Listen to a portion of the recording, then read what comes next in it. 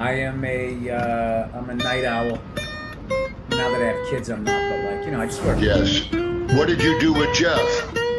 He's not here today. He might be back next week. In any event, I'm hosting his show, The Jeff Richards Show. Oh.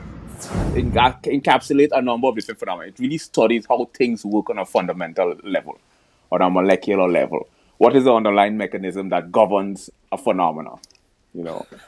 I don't do it. My pinky, which is the size of most people's middle finger, so it balances. Bead, but it permeates a certain smell that's just out. But I thought you were a black man. I thought you were Negro.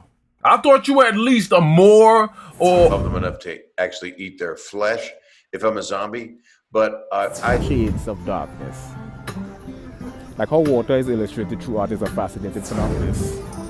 Uncertainty. Triple or more interpretation. I can't believe it. Eyes are full of liquid. Yes, sir. But not dripping. Not.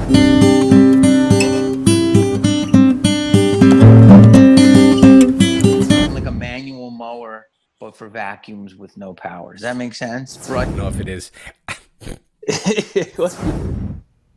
What was that? It's my show. Killing it for you, boy. Killing it.